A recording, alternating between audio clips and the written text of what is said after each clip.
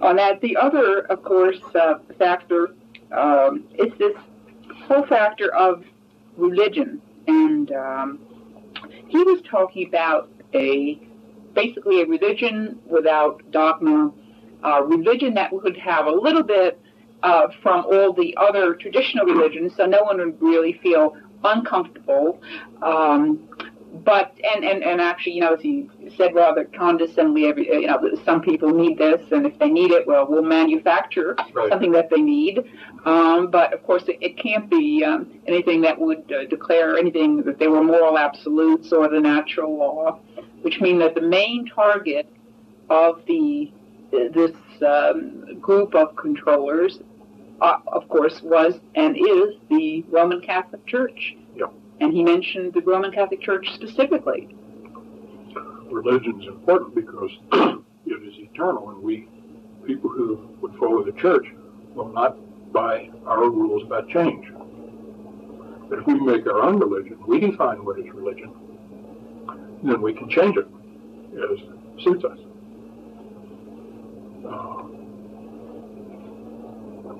Yes, the Roman Catholic Church, I was kind of flattered sitting here as a Catholic,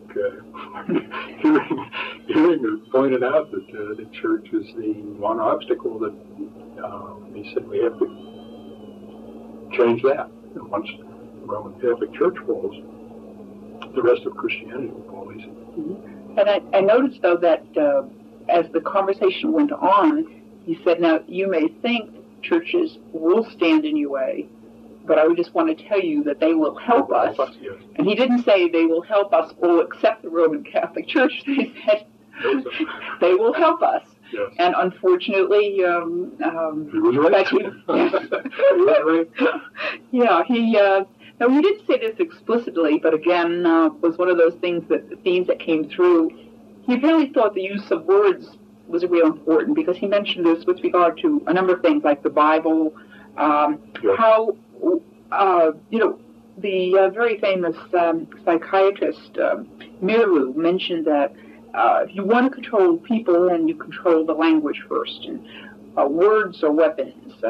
He apparently knew that very well, and I think the controllers as a whole know this very well, and of course it's part of their campaign. But that little statement about words, that words will be changed. When I heard that, I thought, instead of saying altar, you say table. Instead of saying sacrifice, you say kneel. With regard to the mass, and people say, well, that's not important. But Of course, what you end up with, of course, is you really know that that's very important. Otherwise, why would they bother to change it? Exactly. Why go through all this rigmarole of if it wasn't important? It's obviously important for them because they know with the changing the words, you change ideas. They're exerting a lot of effort and time to change it, and they're not exerting their effort on things that are unimportant. So, yes, you're absolutely right. The priest is the presider. He no longer has the role.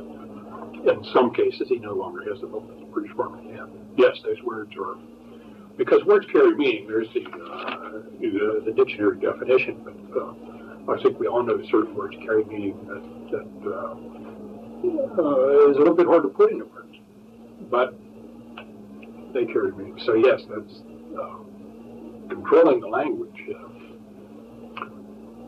You think in your language, you think yourself in English or Spanish or whatever languages you're familiar with, but when you think, you talk to yourself, and you talk to yourself in words, just the way you talk to other people. That's right. And if you control the language with which one person speaks to himself or one person speaks to another, you've gone a long way toward controlling what that person is able, what he's capable of thinking.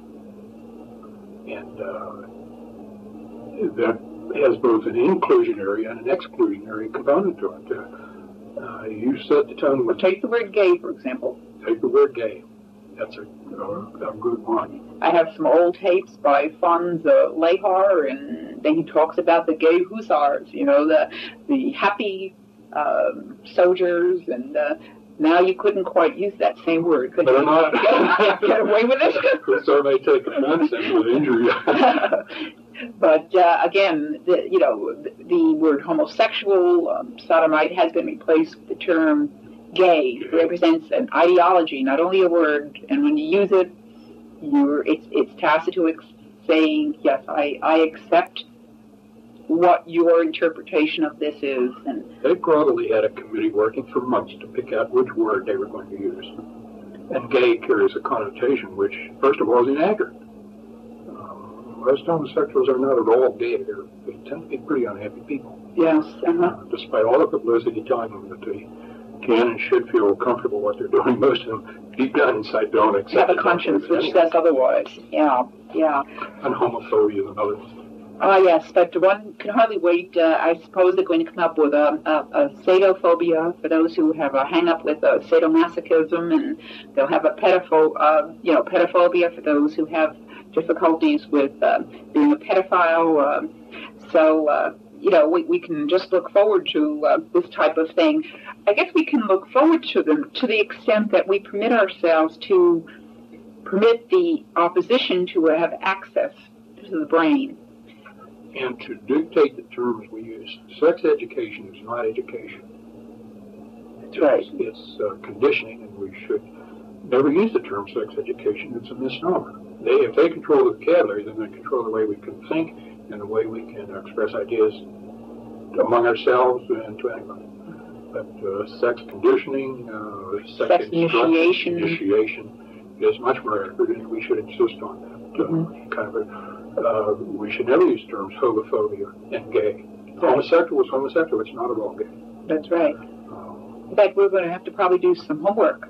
I know probably all the popular movements in the United States, probably I said the pro-life movement is probably the most sensitive to words.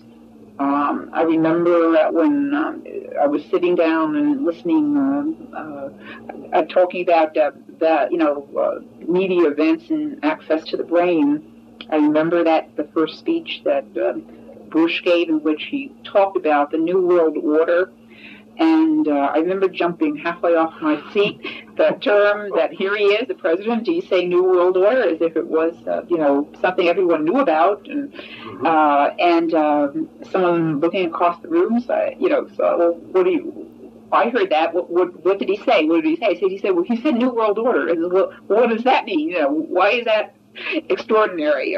But anyway, so one of the things, I think, one of the weapons that we have against the controllers is the knowledge that we can, if we can cut off his access to our mind, then we have a shot at escaping being manipulated, if not totally, at least escape a good portion of the manipulation. Do you remember one of the books on Chinese POWs pointed out that some of their survivors, in order to not be brainwashed, broke their eardrums, and in that way they were unable to hear. And being unable to hear, the enemy could not have access to their brain, and therefore they were able to survive where others did not. Yes. And in our popular culture here, we have a number of things, TV and radio primarily, that are the constant means by which the opposition has access to our brain and to our children's brain. So I think one of the logical conclusions, and one of the very common sense conclusions, is if you don't want the enemy to have access, you have to cut off the lines of access, which would be in homes is simply to either eliminate altogether or control by other forms. Take the networks out the word. They say you don't want to watch our programming, turn it off, and we should. We should say, yeah, you're right, and turn it off, and let the advertisers spend their money on an audience that isn't there. I thought, as a pediatrician, I'm always interested in how kids do things and how kids are like adults. And whether you're talking about international politics where one nation goes to war against another, or kids on the playground, there are certain things that are common. It's just that the kids on the playground do it on a smaller scale. But you mentioned cutting off access to to your brain. Somebody says, I don't want to hear it. And I remember kids on the playground, I'm sure we've all seen this. Somebody saying, yeah, Jimmy, da-da-da-da. And they're teasing the kid. What's he do? He puts his hands over his ears. He said, I'm not going to listen. And the kid who wants to torment him will try to pull his hands away and be sure that he listens. And it's the same thing. Words entering and the child knows. Words have meaning. They're hurting him. Goebbels knew it. Lenin knew it. CBS knows it. It's just interesting. The principal students across the board, it just gets more complicated as you get older, more sophisticated.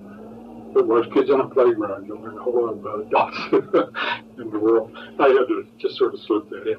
Yeah, I think most of us are shaking our heads at that one.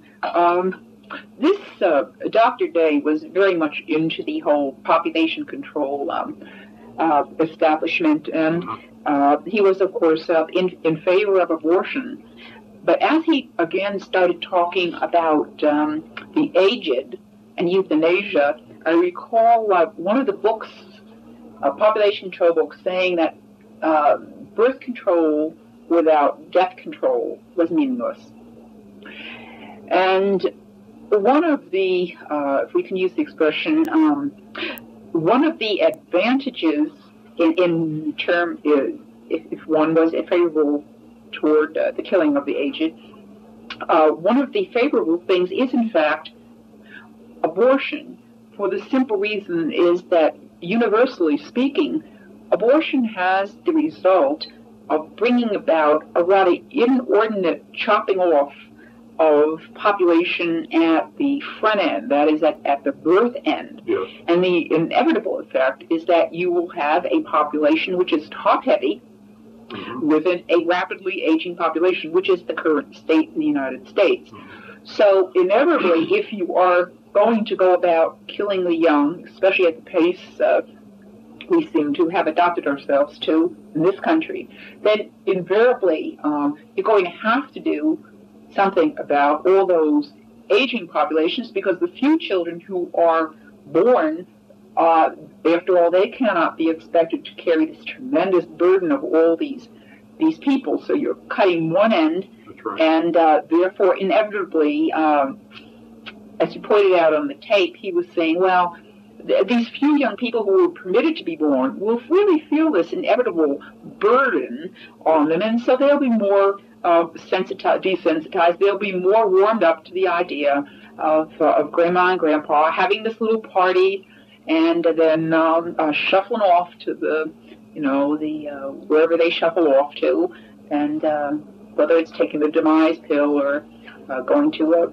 a death camp. Or there was a movie out some years back called Soylent Green. Oh, yes. Do you remember Soylent? Yes, I remember it very distinctly. And Charlton Heston was I only saw parts of the movie. I never saw the whole thing from beginning to end. But Edward G. Robinson went to sit in the theater and he listened to Beethoven's Pastoral Symphony. That's right. As he was to take his demise pill. That's right. In fact, we also made the point that, of course, the food that the people were eating were each other. Right. Just, and, there's, but that's, as you said, as long as it's done with dignity and humanely, like, putting away your horse, which is... It's a little bit like pornography. Years back, when kids would come across pornography, it was always poor photography and cheap paper. And Playboy came out with the glossy pages and was really good photography. So then pornography, it's no longer cheap, it's respectable. We went to a movie at the Pittsburgh Playhouse. Took my son along. It was the movie was the Manchurian Candidate. But the thing... I remember the movie. Do you remember that? Yes, I did. Well, during the preview set of other things that were going to come, it was a movie, its title I don't remember, but it was well photographed in Technicolor with classical music in the background, and it was a pornographic movie. And I remember saying, well, if you have a guitar, then it's pornography. But if you have classical music, that converts it into art. But it was pornography. So what, another example of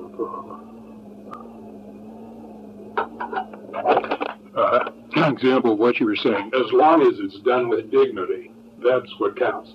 So if you kill somebody with dignity, it's okay. If you have pornography with dignity, classical music, I'm sorry. Yeah. That was the point I was trying to.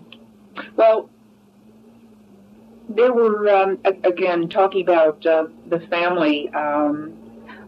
Currently, I know an awful lot of people who are out of jobs.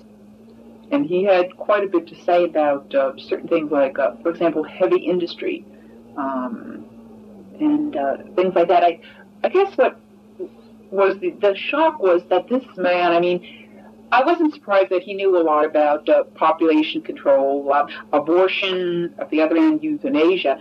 But what did surprise me was that he was an individual who was talking about religion, law, education, sports, entertainment, food. How could one individual, and I think this is probably the question that everyone listening to these tapes is asking, how could a individual have that much input? Now, one could say, well, it didn't pan out, but we know, listening to these recollections 20 years later, I can't really, except perhaps for maybe some minor things, everything that he has said has truly come to pass, and almost beyond beyond the imagination. How could one individual talk with such a authoritative, non-questioning thing that this is the way this was going to happen, and this was going to happen in fashion, and this is what we were going to see on TV, and there were going to be, video recorders before I even ever heard of the word. I think what happens is certainly one individual hears this, but the plans are by no means made by one or a small number of individuals.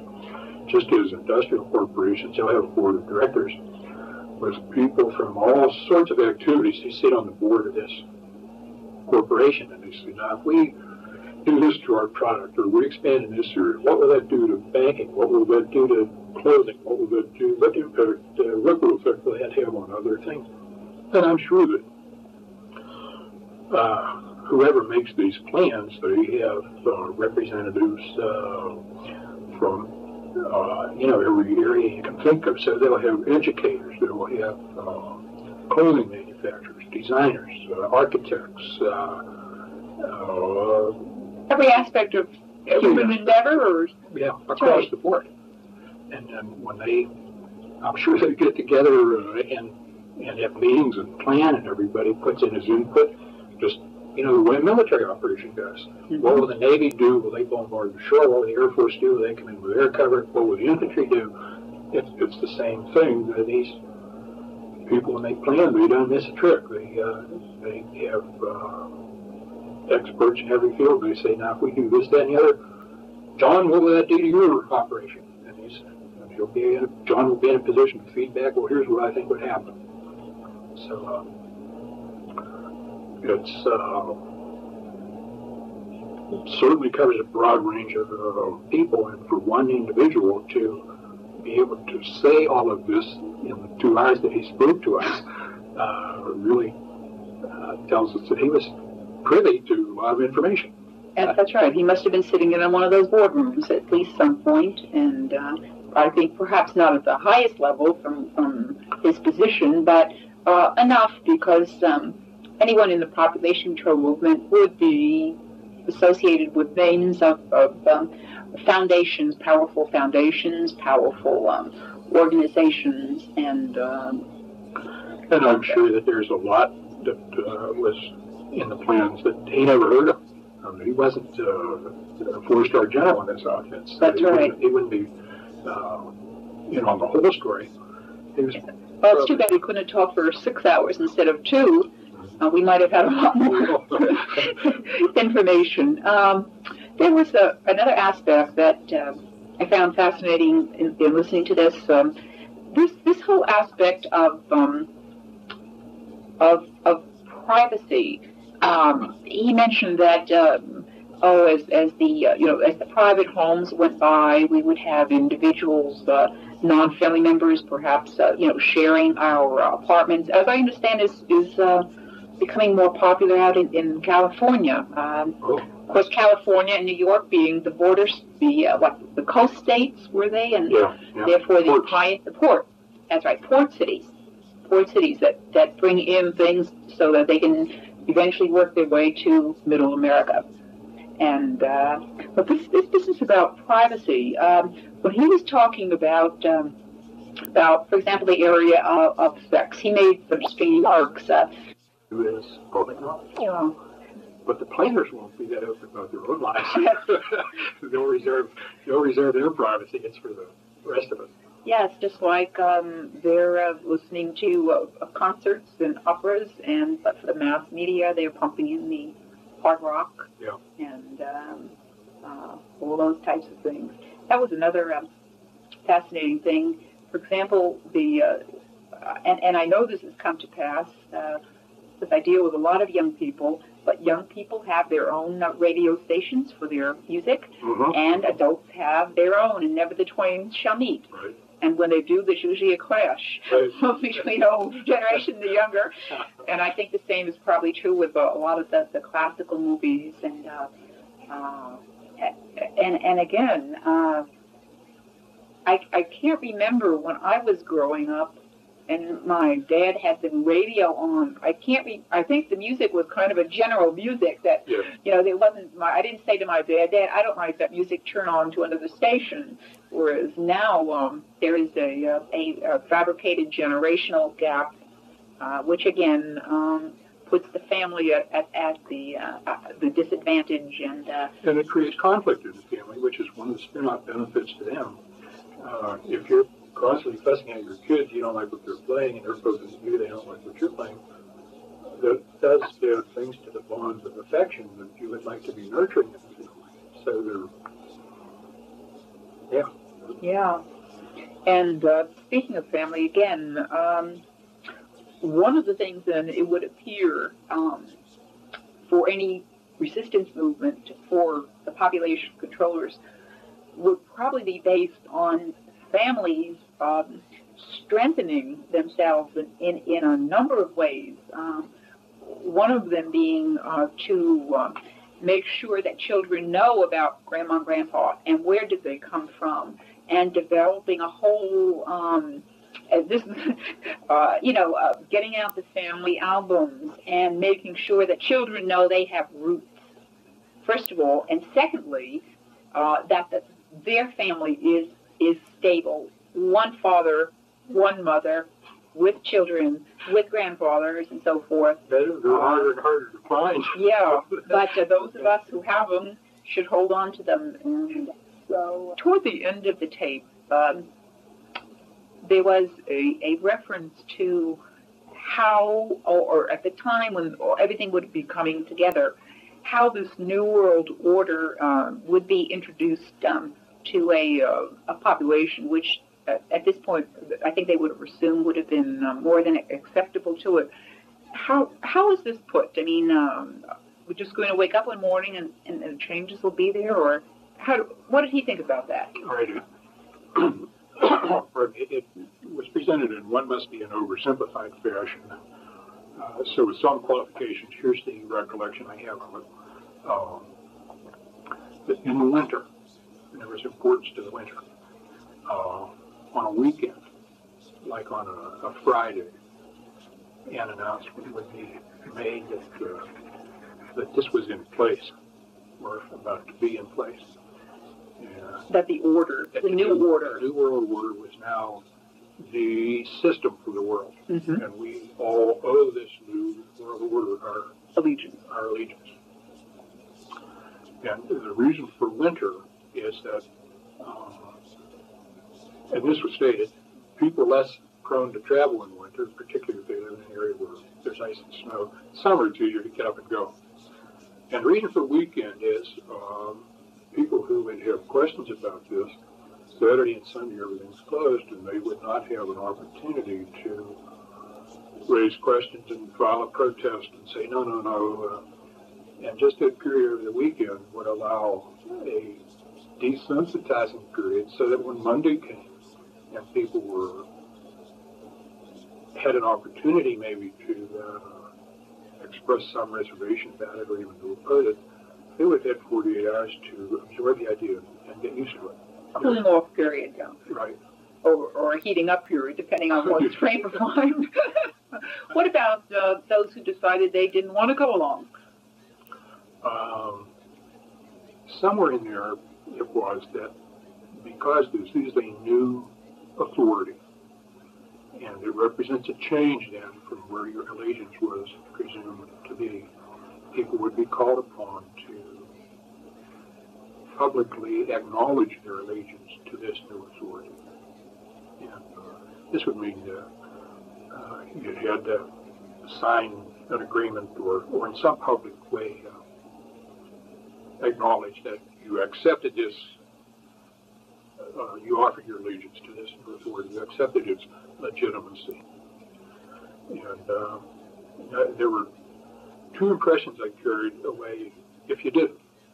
And I'm not sure whether the two impressions were necessarily mutually exclusive because this wasn't explored in great detail. One of them was that you would simply have nowhere to go. If you don't sign up, then you can't get any electric impulses in your banking account, and you won't have any electric impulses with which to pay your rent or your mortgage or your food. And when your electric impulses are gone, then you have no means of livelihood. Could you get these things from other people, or would that be, well, in other words, let's say if you had a sympathetic family, I mean, what? But no, you could not, because the housing authority would keep close tabs on who was inhabiting any domicile, any house, any apartment, any condominium, and so the housing authority would be sure that everybody who lived there was authorized to live there. Could I get some food? And food, your expenditures through electronic surveillance would be pretty tightly watched, so that if you were spending too much money at the supermarket, somebody would pick this up and say, "How come? What are you doing all that food? You don't look that fat. You don't have that many people. We know you're not entertaining. What are you doing all that food?" And these things then would alert the... I have 7 people in my basement who object to this New World Order, and we're feeding them. And then they said, well, one has to go. Uh-huh.